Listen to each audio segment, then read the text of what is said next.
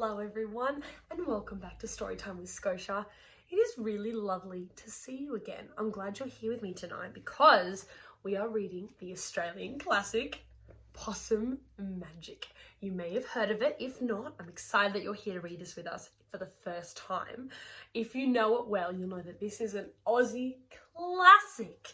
Maybe you've seen some possums around your garden at night, because they are our favourite nocturnal Australian animals. So that means they are awake at night and they go to sleep in the day. Crazy, hey? All right, you ready to read with me? All right, snuggle down tight. Let's get into it. This is Possum Magic. Once upon a time, but not very long ago, deep in the Australian bush lived two possums. Their names were Hush and Grandma Poss.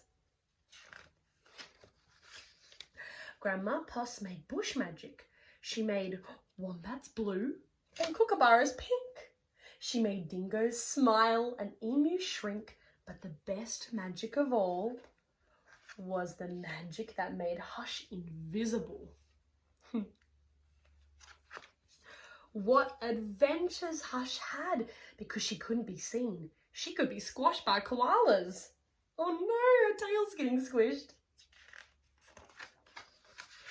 Because she couldn't be seen, she could slide down kangaroos, down their tails.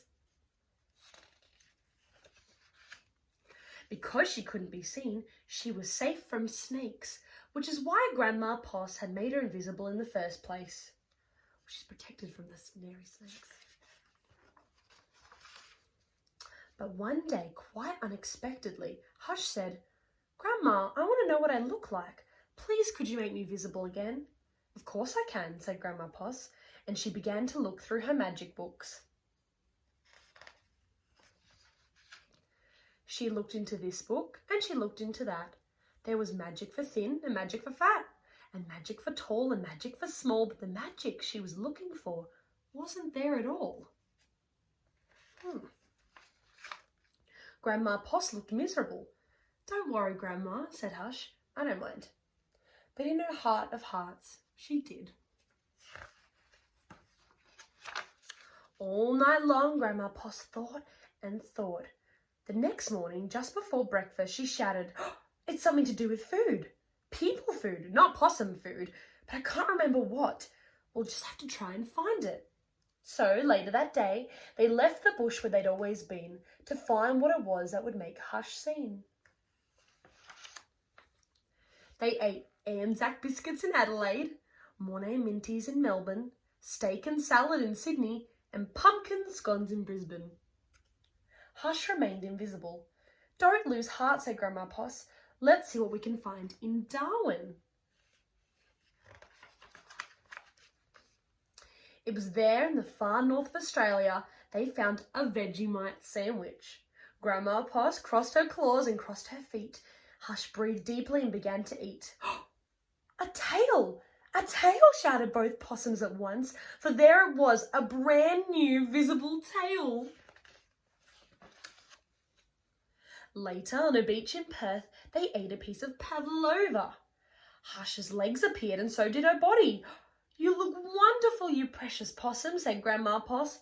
Next stop, Tasmania, and over the sea they went.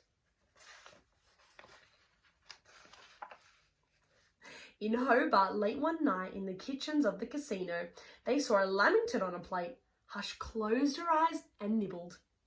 Grandma Poss held her breath and waited. It worked, she cried. And she was right. Hush could be seen from head to tail. Grandma Poss hugged Hush and they both danced. "Here we go round the lamington plate till early in the morning." From that time onwards, Hush was visible, but once a year on her birthday, she and Grandma Poss ate a Vegemite sandwich, a piece of pavlova and half a lamington, just to make sure that Hush stayed visible forever. And she did. What a beautiful story. I love it so much. It makes me so happy to read it again with you. I hope that tonight you're all snuggled down and tucked in and ready to have the most beautiful, restful sleep. And I will see you very, very soon. Thanks for joining me.